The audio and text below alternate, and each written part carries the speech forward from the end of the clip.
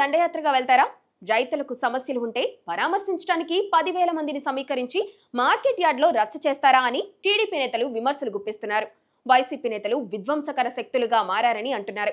కానీ అలా చేయాలంటే చట్టపరంగా భయం లేకపోవడం కారణం అనుకోవాలి. చట్టపరంగా కూడా ఏమీ చేయలేరని అనుకోవడం వల్లే వారు అలా నిబంధనలు ఉల్లంఘిస్తున్నారు. రైతుల సమస్యలకు అసలు కారణం వైసీపీ నేతలే. అయినా ఆ విషయాల్లో చర్యలు తీసుకోలేకపోతున్నారు. తోతాపురి సిండికేట్ పెద్ద పెద్దిరెడ్డినే.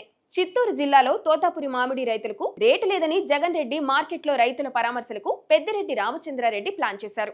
అసలు మార్కెట్ అంతా ఆయన గుప్పెట్లోనే ఉంది. ఆయన బంధువుల పేరుతో పల్స్ పరిశ్రమను నిర్వహిస్తున్నారు. ఎవరైనా రైతులు ఆయన ముఠా చెప్పినట్లుగానే మామిడికాయలు పరిశ్రమలకు సరఫరా చేయాలి. ఎంత రేట్ అనే నిర్ణయం వారి గుప్పెట్లోనే ఉంటుంది. ఇంకా చెప్పాలంటే ముందుగానే రైతులకు కొంత మొత్తం ఇచ్చి ఒప్పందాలు కూడా చేసుకుంటారు. రేటు కూడా ముందు ఖరారు చేసుకుంటారు. కొత్తగా రేటు తగ్గిస్తే రైతులను మోసం చేసినట్లే అవుతుంది. చిత్తూరు జిల్లాలో తోతాపురి రైతులతో పల్స్ కంపెనీలు ముందస్తుగానే ఒప్పందాలు చేసుకుంటాయి. వారి పంట తమకే సరఫరా చేయాలని కొంత అడ్వాన్స్ ను రుణంగా ఇస్తాయి. పంటను కంపెనీకి సరఫరా చేసినప్పుడు అంగీకరించిన ధర ప్రకారం చెల్లిస్తారు. ఈ పంట ఈసారి ఎక్కువగా ఉంది. ఒప్పందాలు చేసుకున్న దాని ప్రకారం సరఫరా చేసినా ఇంకా భారీగా పంట ఉండటంతో కంపెనీలు తక్కువ ధరకు కొంటున్నాయి. ఇక్కడ ప్రభుత్వం జోక్యం చేసుకుని రైతులకు సంతృప్తి స్థాయిలో ధర కల్పించేలా చేసింది. అందుకే ఇప్పుడు కంపెనీల వద్ద కానీ మార్కెట్లో కానీ పెద్దగా మామిడి నిల్వలు లేవు. జగన్ రెడ్డి 10 ఏళ్ల పరిపాలనలో ఎప్పుడు మామిడి రైతులకు సబ్సిడీ లేదా అదనపు మొత్తం చెల్లించాలన్న ఊసే లేదు.